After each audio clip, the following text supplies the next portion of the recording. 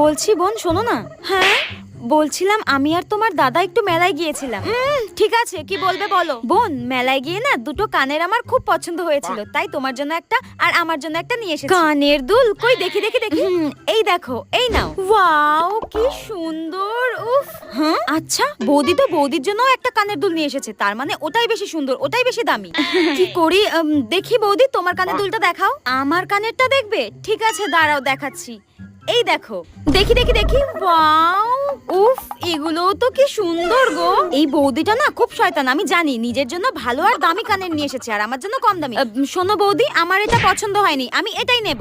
এর হঠাৎ কি হলো? এ তো সবসময় বড় বড় কানের পরে, হঠাৎ ছোট। ও বুঝতে পেরেছি, এ ভেবেছে আমার কানেরটা দাম বেশি, আমার কানেরটা বেশি সুন্দর। আরে গাধা, তোর কানেরটাই বেশি দাম ছিল রে। হ্যাঁ কুচুটে একটা।